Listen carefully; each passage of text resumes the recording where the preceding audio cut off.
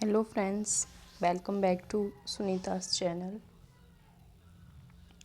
आज जो हम पढ़ने जा रहे हैं, आज का जो हमारा टॉपिक है वे है हमारा देश भारत।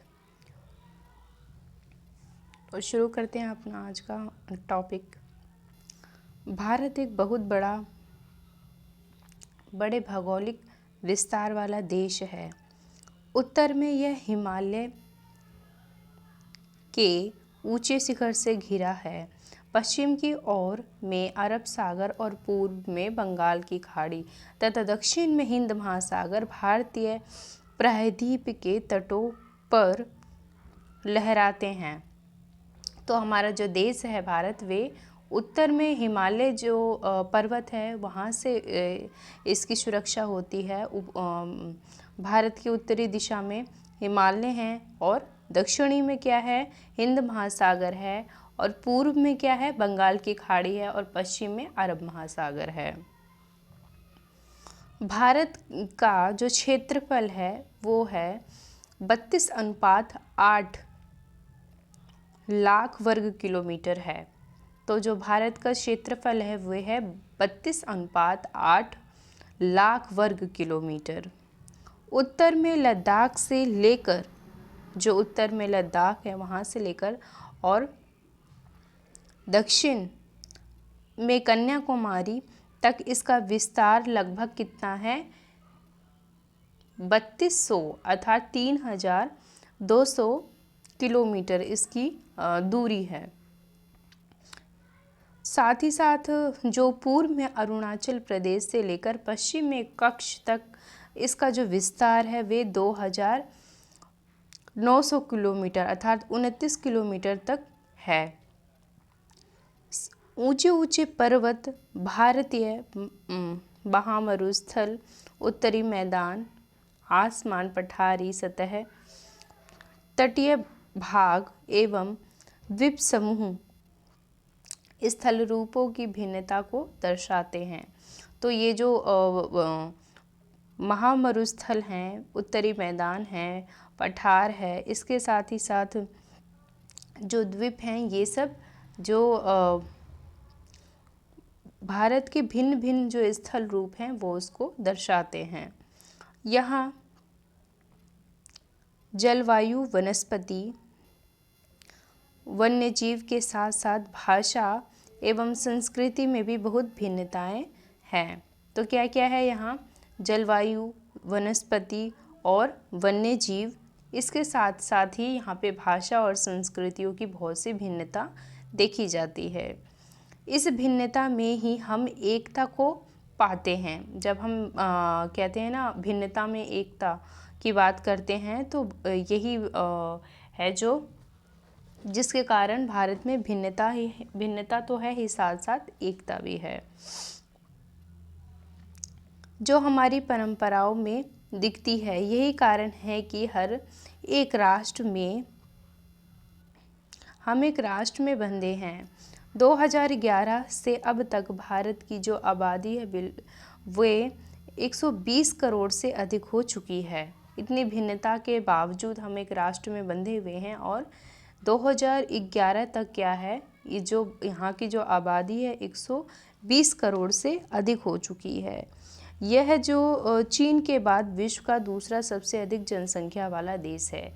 तो सर्वप्रथम जो जनसंख्या वाला प्रदेश की गिनती में जो देश आता है वे आता है चीन, और जो दूसरे नंबर पे है वे है भारत।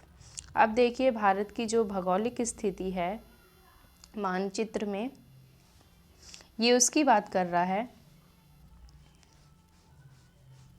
भारत के उत्तरी गोलार्ध में स्थित कर्क रेखा जो 23.5 डिग्री उत्तरी गोलार्ध में देश के लगभग मध्य भाग से होकर गुजरती है।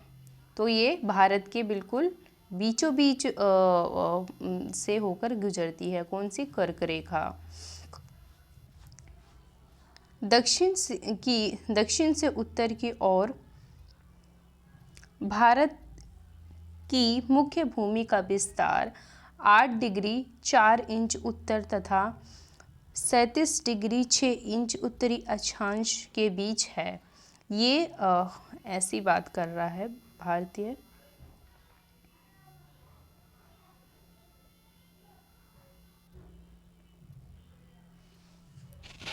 भारत का जो मुख्य विस्तार 8 डिग्री 4 इंच उत्तरी दिशा की बात कर रहा है, और साथ ही साथ ये 37 डिग्री 6 इंच उत्तरी अक्षांशों के बीच है। पश्चिम से लेकर पूर्व तक ये अक्षांश की बात कर रहा है। ये जो ऐसी रेखाएं जा रही हैं उनकी बात कर रहा है, जो यहाँ से 2 रेखाएं होकर गुजरती है। और पूर्व तक भारत का विस्तार 78 डिग्री 7 इंच पूर्व इधर की बात कर रहा है, तथा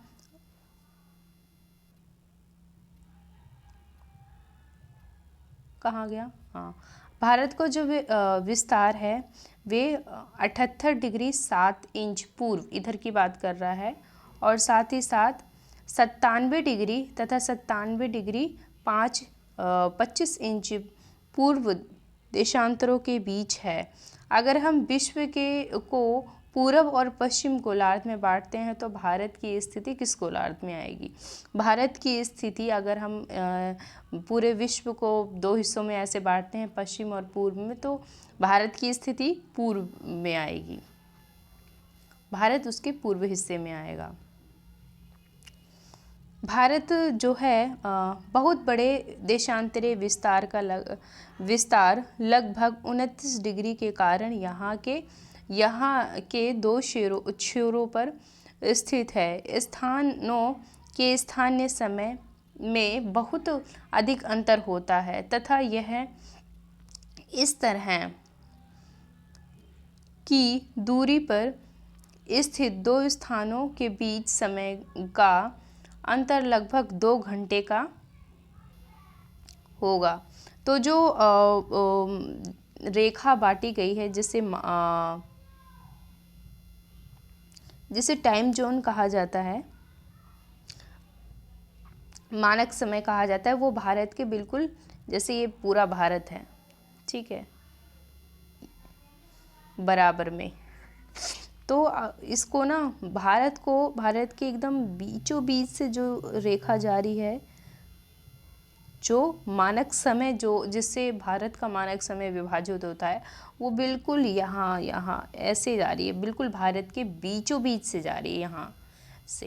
इसकी देखिए ये जो चौड़ाई है, ये जो है, इसके हिसाब से, इसके अकॉर्डिंग इसको यहाँ से बीच से देशांतर रेखा यहाँ से काटती है और यहाँ से अक्षांश रेखा काटती है।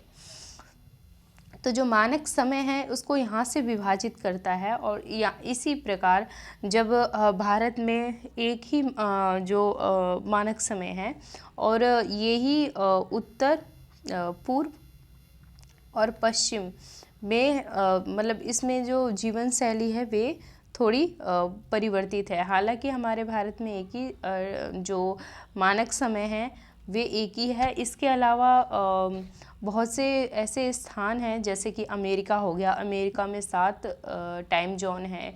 इसके अलावा और भी देश हैं, और कनाडा में भी कई टाइम जोन्स हैं। तो ये सब मानक समय की बात कर रहा है। ये वही बताना चाहता है कि इस तरह की दूरी पर स्थित 2 स्थानों के बीच समय का अंतर लगभग 2 घंटे का होता है। जैसा कि आप पहले पढ़ चुके हैं या आपने पढ़ा है, इससे पहले चैप्टर में हमने पढ़ा था, ये उसी की बात कर रहा है कि प्रत्येक जो 1 डिग्री देशांतर के लिए जो स्थानीय समय में 4 मिनट का अंतर लगता है। जब पृथ्वी घूमती है, देशांतर रेखाएं ऐसी होती हैं कुछ, जो हमने देखा था ग्लोब था, जैसे ये मान लीजिए ग्लोब है, तो उसकी ऐसे ऐसे रेखाएं बनी हुई, ये सारी देशांतर रेखाएं हैं। जब पृथ्वी 1 डिग्री घूमती है, सूरज के चारों ओर चक्कर लगाती है, तो तो वो 4 मिनट में उसे पूरा करती है। तो ये वही बता रहा है जो एक देशांतर के लिए जो उसका समय लगता है, मतलब 1 डिग्री देशांतर घूमने के लिए उसका जो समय लगता है वो 4 मिनट का लगता है, 4 मिनट का अंतर होता है। तो इसी प्रकार समय में भी परिवर्तन आता है। पश्चिम, ये हो गया पश्चिम और ये हो गया पूर्व। पश्चिम में गुजरात, ये है इधर है हमारा गुजरात की अपेक्षा अरुणाचल प्रदेश, इधर अरुणाचल प्रदेश है, में सूर्य उदय लगभग 2 घंटे पहले होता है। तो यहाँ का जो टाइम जोन जिसके अकॉर्डिंग यहाँ पे भारत की यहाँ से होके गुजरती है, तो इसके अनुसार जो क्या होता है, जो समय होता है यहाँ पूर्व में जो सूर्य उदय होता है वे हमारे पश्चिम की अपेक्षा जो पूर्व जो यहाँ पे राज्य होते हैं यहाँ पर 2 घंटे पहले सूर्योदय होता है। ये वही बता रहा है। आप पढ़ चुके हैं कि जो 82.5 डिग्री पूर्व देशांतर में स्थानीय समय को भारत का मानक समय क्यों माना गया है। यह जो यमयोत्तर को भारत का मानक समय भी कहा जाता है। ये देखिए यहाँ पे 82.5 डिग्री, ये देखिए 80 दिख रहा है ना, ये 80 दिख रहा है ना, बिल्कुल यहीं से 2 डिग्री और इधर आगे आ जाइए, यहाँ से होते हुए एकदम गुजर रही है। तो ये समय को विभाजित करती है।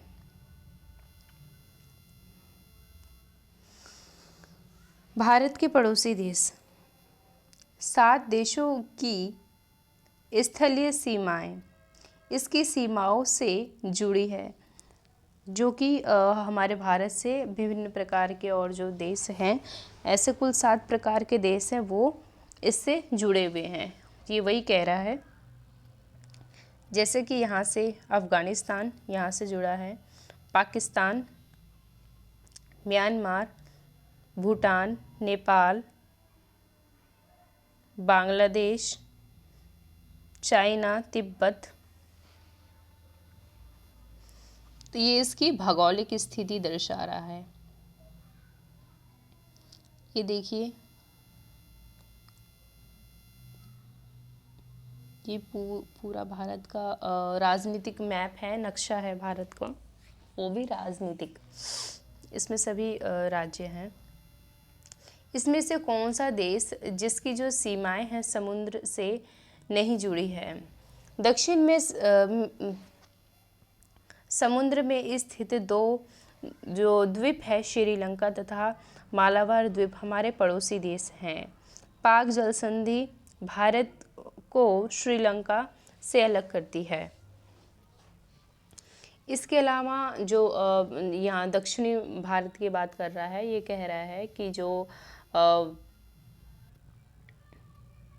श्रीलंका और जो मालवा है वे मालद्वीप है, वे हमारे पड़ोसी हैं, हमारे पड़ोसी देश हैं। और साथ ही साथ जो पाक जल संधि है, पाक जल संधि ये मत सोचना कि जैसे पाकिस्तान और भारत के बीच हुई हो, नहीं, ये श्रीलंका की बात कर रहा है। श्रीलंका की जो पाक संधि है वे भारत को श्रीलंका से अलग करती है। इस संधि के द्वारा क्या होता है, इस संधि को, ये जो संधि है ये एक भारत है और जो श्रीलंका है उसको विभाजित करती है, उसको जोड़ने से रोकती है। राजनीतिक एवं प्रशासनिक विभाजन। भारत एक विशाल देश है। प्रशासनिक क्रियाकलापों के लिए देश को 28 राज्यों और 8 प्रांतीय प्रदेशों में बांटा गया है। दिल्ली भारत की राजधानी है। राज्यों का जो निर्माण मुख्यतः भाषाओं के आधार पर हुआ है।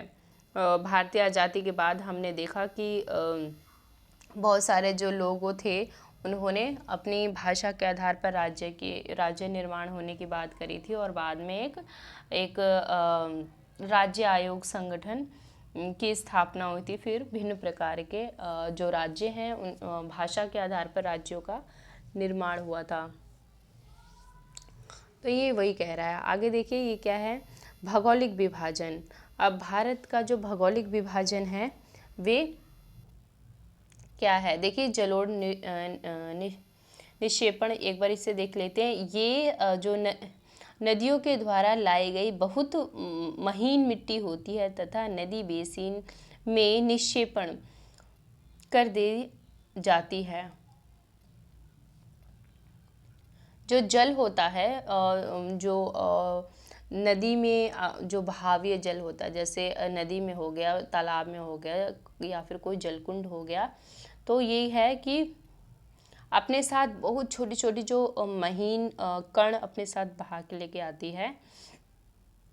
और ये क्या होता है, ये जो होती है नदी बेसिन में आकर उसे निक्षेपित कर देती है, अर्थात वो नदी में लाकर उसे छोड़ देती है, तो वो कहलाता है जलोढ़ निक्षेपण। और देखिए सहायक नदी क्या होती है? एक नदी का जो या सरिता जो कि मुख्य नदी में किसी भी तरह से आकर मिलती है तथा अपने जल को मुख्य नदी में विसर्जित कर देती है। तो जो नदी बहती हुई आ रही है उसके साथ आके दूसरी जो जलधारा मिल जाती है और जाकर अपने आप को उसी में विसर्जित कर देती, मतलब उसी में अपने आप को मिला देती है उस जल में। तो वो आके वो फिर मुख्य जो नदी की धारा से जुड़ने के बाद वो उसी जल में समा जाती है। तो ये ऐसी जो नदियाँ होती है वे सहायक नदियाँ कहलाती हैं, जो एक प्रकार से जल प्रवाह में सहायता प्रदान करती हैं। भौगोलिक विभाजन। भारत में पाई जाने वाली भौगोलिक आकृति भिन्न प्रकार की है, जैसे कि पर्वत, पठार, मैदान और द्वीप समूह। उत्तर में पर्वत से ढका हिमालय संतरी का कार्य करता है। तो ये भारत की भौगोलिक स्थिति बता रहा है। और सबसे पहले इसने जैसे कि भारत में जैसे पठार पाए जाते हैं, मैदान पाए जाते हैं, पर्वत पाए जाते हैं और द्वीप समूह पाए जाते हैं। और साथ ही साथ उत्तर में जो उत्तर भारत है वहाँ वो बर्फ़ों से ढका हुआ, जैसे कि हिमालय पर्वत की बात कर रहा है। जैसे और इसमें बताया जैसे हिमालय जो है ये इसकी उत्पत्ति कैसे हुई? हिम प्लस आलय, इसका जो मतलब होता है बर्फ़ का घर। हिमालय, हिम का मतलब होता है बर्फ़ और आलय का मतलब होता है घर। तो साधारण भाषा में कहें तो बर्फ़ का घर। हिमालय पर्वत को मुख्यतः 3 समानांतर श्रृंखलाओं में बांटा गया है। तो हिमालय जो पर्वत है उसको भी 3 भागों में विभाजित किया गया है। सबसे उत्तर में जो स्थित श्रृंखला को वृहद हिमालय या हिमाद्री कहते हैं। जो सबसे हिमालय की प्रथम श्रृंखला आती है वो आती है बृहद हिमालय या हिमाद्री, इसे कहा जाता है। इसी श्रृंखला में विश्व का सबसे जो ऊंचा शिखर होता है, तो हिमालय का ये सबसे ऊंचा शिखर होता है, वो कहलाता है बृहद हिमालय, जिसे हिमद्र हिमालय के नाम से भी जाना जाता है। इसी श्रृंखला में विश्व की सबसे ऊंचा शिखर है। ये इसी श्रृंखला में मतलब इसी क्रम में विश्व की सबसे ऊंची शिखर है। और मध्य हिमालय या हिमालय हिमाद्री के दक्षिण में स्थित है। अब जो हिमाद्री है उसके दक्षिण में आते ही मध्य हिमालय आता है या उसे हिमालय कहा जाता है, के दक्षिण में स्थित है। बहुत से लोकप्रिय पहाड़ी स्थान यहाँ स्थित है। तो यहाँ पे बहुत सी लोकप्रिय पहाड़ियाँ स्थित है मध्य हिमालय में। 5 पहाड़ियाँ स्थान के नाम का पता लगाइए। जो शिवालिक है, शिवालिक सबसे दक्षिण में स्थित श्रृंखला है। शिवालिक भी एक जो हिमालय है इसी का एक भाग है और ये सबसे दक्षिण में शिवालिक श्रृंखला है। ये हिमालय की ही बात कर रहा है। हिमालय के दक्षिण में भारत का उत्तरी मैदान स्थित है। हिमालय का जो दक्षिण भाग है वहाँ पर भारत का उत्तरी मैदान स्थित है। ये जो मैदान है ये समतल सपाट है। ये मैदान सिंधु, गंगा, ब्रह्मपुत्र तथा इसके सहायक नदियों द्वारा लाए गए जलोढ़ निक्षेपण से बने हैं। तो भारत के जो हिमालय है, हिमालय के दक्षिण की ओर, दक्षिण दिशा की ओर जहाँ पर क्या पाए जाते हैं, वहाँ उत्तरी मैदान पाए जाते हैं। और ये उत्तरी मैदान किस प्रकार निर्मित हुए हैं? ये गंगा नदी, सिंधु नदी और ब्रह्मपुत्र आदि अनेक ऐसी जो नदियाँ हैं उनके द्वारा जल निक्षेपण द्वारा उनका मैदानों का निर्माण हुआ है। तो ये वही कह रहा है। नदियों के ये जो मैदान कृषि के लिए उपजाऊ भूमि प्रदान करते हैं। यही कारण है कि इन मैदानों में जनसंख्या अधिक है। तो मैदानों में जनसंख्या अधिक देखने को क्यों मिलती है? क्योंकि यहाँ की जो भूमि होती है वो अधिक उपजाऊ होती है और अधिक इसमें रहना वो बहुत सरल होता है। जैसे मनुष्य रहता है, अपना घर बनाता है, मकान बनाता है, इसकी अपेक्षा जो पहाड़ियों में लोग रहा करते हैं और साथ ही साथ कहीं और स्थानों पर जो भी जैसे पठार हो गया, वहाँ पर जीवन थोड़ा मुश्किल होता है। तो इसकी अपेक्षा मैदानी जो इलाका होता है वहाँ पर जनसंख्या अधिक रहती है। भारत के पश्चिमी भाग में जो भारतीय महामरुस्थल है, भारत के पश्चिम भाग की बात कर रहा है, भारतीय महामरुस्थल है, यह शुष्क अर्थात शुष्क, गर्म और रेतीला स्थल है। तो यहाँ शुष्कता भी पाई जाती है, गर्माहट भी पाई जाती है और यहाँ पर रेतीला स्थल भी पाया जाता है। यहाँ वनस्पति की बहुत कम मात्रा है। तो भारत के जो पश्चिमी भाग है यहाँ वनस्पति की मात्रा कम है और इसके साथ ही साथ मौसम किस प्रकार के पाए जाते हैं? शुष्क, गर्म पाए जाते हैं और वहाँ का जो स्थल है वो रेतीला स्थल भी पाया जाता है। उत्तरी मैदानों के दक्षिण में प्रायद्वीपीय पठार स्थित है। प्रायद्वीपीय पठार भी स्थित है उत्तरी मैदान जहाँ है उसके दक्षिण तरफ में। इसकी जो आकृति है वह त्रिभुजाकार है। इसकी आकृति ऐसी है, त्रिभुजाकार। इसका जो धरातल काफ़ी ऊंचा नीचा है। इसका जो धरातल है वे काफ़ी ऊंचा नीचा है। इस क्षेत्र में बहुत सी जो पहाड़ी श्रृंखलाएं और घाटियां स्थित है। तो जो ये प्रायद्वीपीय पठार की बात कर रहा है, इसी श्रृंखला में क्या है, ये इसका जो धरातल है ये काफ़ी ऊंचा नीचा है और यहाँ पे बहुत सी जो पहाड़ियों की श्रृंखला है, घाटियाँ हैं, ये सब स्थित है। उत्तर और पश्चिम की जो अरावली पर्वत श्रृंखला स्थित है, जो विश्व की सबसे पुरानी पर्वत श्रृंखला है। जो विश्व की सबसे पुरानी पर्वत श्रृंखला कौन सी है? अभी हमने पढ़ी, अरावली पर्वत श्रृंखला। ये सब कहाँ स्थित है? ये उत्तर और पश्चिम में स्थित है भारत के।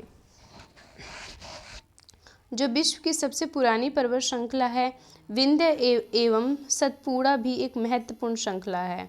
तो विंध्य जो पर्वत श्रृंखला है और सतपुड़ा पर्वत श्रृंखला है, ये भी एक महत्वपूर्ण पर्वत श्रृंखला है। इन श्रृंखलाओं से होकर नर्मदा, कौन कौन सी नदी बहती है? देखिए, नर्मदा नदी, ताप्ती नदी बहती है। ये पश्चिम की तरफ बहने वाली नदियां हैं। तो ये जो नदियां हैं, ताप्ती नदी और नर्मदा नदी, ये पश्चिम की तरफ बहती हैं। ये नदियां पश्चिम की ओर जो अरब सागर में गिर जाती हैं। तो पश्चिम में क्या है? इधर अरब सागर है, तो यहाँ पर ये जाकर ये नर्मदा और ताप्ती अरब महासागर में जाके गिरती हैं।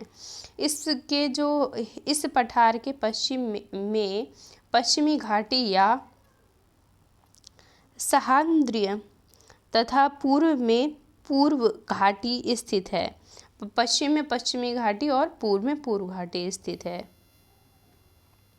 और जो पश्चिमी घाटी का विस्तार एक समान रूप में है। जो पश्चिमी घाटी है उसका एक समान में उसका रूप है, विस्तार करती है वे, जबकि जो पूर्वी घाट बीच बीच में टूटा हुआ है।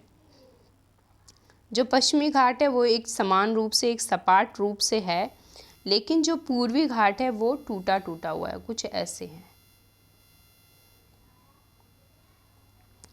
ये वही कह रहा है, इन पठार में खनिजों जैसे कोयला, लौह अयस्क की प्रचुरता होती है। तो पठारों में जो ये पूर्वी पठार, ये जो अधिकतर टूटे हुए हैं, और जो पश्चिमी पठार हैं, इन सब में कौन सी अधिकता ज़्यादातर पाई जाती है? कोयलों की पाई जाती है, लोहों की पाई जाती है। पश्चिमी जो तट के पश्चिम में तथा पूर्व घाट के पूर्व में स्थित मैदान स्थित है। पश्चिमी तट पर पश्चिमी मैदान और पूर्वी तट पर पूर्वी मैदान स्थित है। पश्चिमी तटीय मैदान काफ़ी संकरे होते हैं। पश्चिमी तटीय मैदान संकरे अर्थात कुछ इस प्रकार। एक तो सिंपल ऐसे होते हैं, सामान्य, ठीक है। एक तो सिंपल ऐसे होते हैं, सामान्य, लेकिन जो संकरे होते हैं वो उनकी जो आकृति ऐसी होती है। कुछ ये यहाँ से टूटा होगा और टेढ़ा होगा, फिर यहाँ से होगा, फिर कुछ ऐसा टेढ़ा होगा, फिर कुछ ऐसा होगा, कुछ ऐसा होगा, फिर कुछ ऐसा होगा।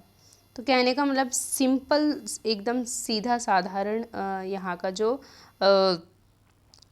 तटीय स्थान होता है, जो मैदान होता है, वो एकदम सीधा सपाट नहीं होता, संकरा होता है।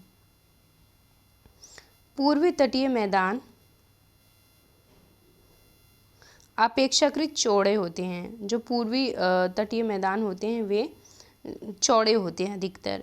यहाँ पूर्व की ओर बहने वाली जो नदी हैं, पूर्व की ओर जो बहती हैं वो नदियाँ हैं महानदी, गोदावरी, कृष्ण तथा कावेरी बंगाल खाड़ी में जाकर गिरती है। तो बंगाल की खाड़ी में जो नदियाँ जाकर गिरती हैं वे हैं महानदी, गोदावरी, कृष्ण नदी और कावेरी नदी। ये जो नदियां हैं ये पूर्व में उधर जाके आगे जाके उसमें बंगाल की खाड़ी में जाके गिरती हैं। ये नदियां अपने मुहाने पर उपजाऊ डेल्टा का निर्माण करती हैं। अपने मुहाने पर मतलब जहाँ पर ये जो सारी नदियां बहती हुई आ रही हैं और जहाँ पर ये मिल रही हैं इनकी शाखाएं, वहाँ पर एक डेल्टा का निर्माण होता है। मतलब वहाँ पे ढेर सारी उपजाऊ छोटे छोटे कण होते हैं और वहाँ पर फिर बहुत मतलब उपजाऊ मिट्टी होती है। वहाँ पर एक तरीके से वे एक डेल्टा का निर्माण करती हैं इकट्ठी मिलकर। बंगाल की खाड़ी तथा गंगा एवं ब्रह्मपुत्र नदी के मुहाने पर सुंदरवन डेल्टा है। तो ये देखिए, ये जो नदियां हैं कावेरी, कृष्ण और जो गोदावरी, ये सारी जो नदियां हैं ये एक उपजाऊ डेल्टा निर्मित करती हैं। और साथ ही साथ जो बंगाल की खाड़ी में जाकर ये गंगा नदी और ब्रह्मपुत्र नदी जो गिरती है, उनके जो मुहाने पर अर्थात जो एकदम जहाँ पर ये जाके गिरती हैं, जहाँ पर इनका जल संग्रह होता है, वहाँ पर ही सुंदरवन जो डेल्टा है वहाँ पर उसको मतलब वहाँ निर्माण करता है उसका। क्या आप जानते हैं? देखिए, प्रवाल छोटे समुद्री जंतुओं के कंकाल हैं। जो प्रवाल होते हैं ये एक जीव है। तो जब वो जीव मर जाता है तो उसके जो कंकाल होते हैं उसी को प्रवाल कहा जाता है। प्रवाल छोटे समुद्री जंतुओं के कंकाल हैं जिसे पॉलिप कहा जाता है।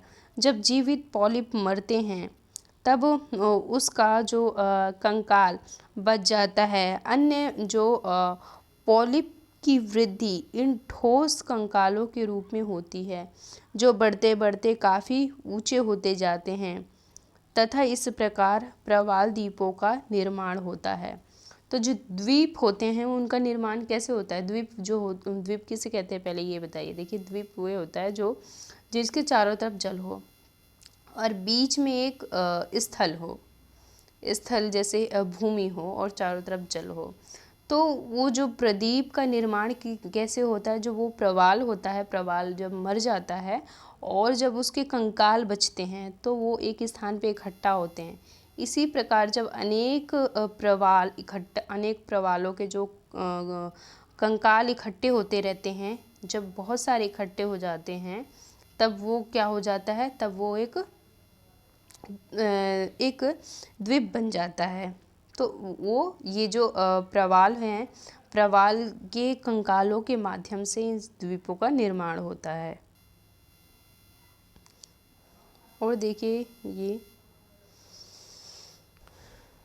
क्या आप जानते हैं गंगा एवं ब्रह्मपुत्र नदी विश्व की के सबसे बड़े डेल्टा का निर्माण करती है। तो सबसे बड़े डेल्टा का निर्माण कौन करता है, गंगा और ब्रह्मपुत्र नदी,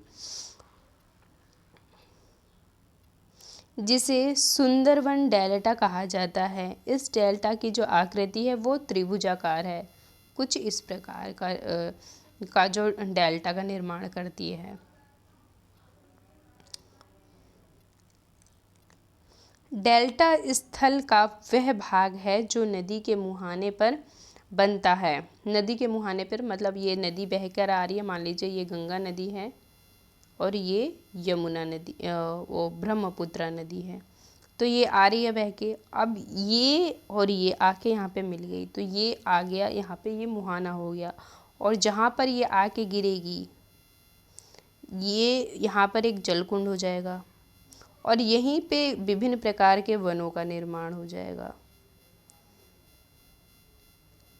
तो जो इसी प्रकार यहाँ पर कौन सा ऐसे भिन्न प्रकार के जब वृक्ष पाए जाएंगे तब ये एक जंगल का रूप ले लेगा, एक वन का रूप ले लेगा। तो ये वही कह रहा है कि मतलब इसके जो नदी के मुहाने पर जो बनता है, क्या बनता है, एक स्थल, डेल्टा स्थल का वह भाग जो नदी के मुहाने पर बनता है, जहाँ नदी समुद्र में प्रवेश करती है, उस जगह को नदी का मुहाना कहा जाता है। तो हमने देखा ना अभी जिस प्रकार, जैसे कि अभी देखा कि जो गंगा नदी और ब्रह्मपुत्र नदी जहाँ से जैसे ये जल कुंड में मिल रही है, तो ये कहाँ कौन से जल कुंड में मिल रही है, ये समुद्र में मिल रही है। तो इस प्रकार जब आसपास का जो इलाका होता है वो वृक्षों से भर जाता है। तो इस प्रकार सुंदरबन डेल्टा गंगा और ब्रह्मपुत्र नदी निर्मित करती है। भारत में दो जो द्वीप भी हैं, लक्षद्वीप समूह अरब सागर में स्थित है। ये केरल के तट से कुछ दूर स्थित प्रवाल द्वीप है। अंडमान और निकोबार द्वीप समूह भारत से दक्षिण एवं दक्षिण पूर्वी दिशा में बांग्लादेश की खाड़ी में स्थित है। क्या आप जानते हैं कि कौन सा जो द्वीप समूह वर्ष 2004 में सुनामी से प्रभावित हुआ? समाचार पत्रों तथा लोगों से बातचीत कीजिए, जानकारी प्राप्त कीजिए कि जब सुनामी भारतीय तट से टकराई थी तो किस प्रकार के लोगों ने अलग अलग तरीके से इस चुनौतियों का सामना किया था।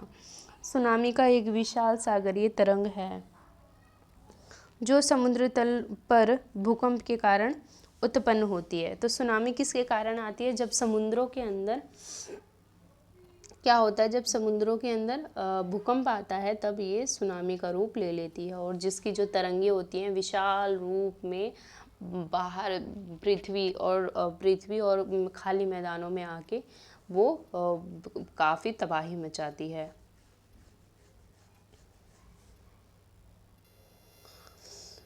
और कुछ है इसमें, इस चैप्टर में ज़्यादा कुछ खास नहीं है, फिर भी जो भी है वो हमने पूरा कर लिया है। ये देखिए पड़ोसी देश हमने देख लिए। ठीक है, अब हम मिलते हैं अपने अगले चैप्टर में। Okay, thank you, bye bye.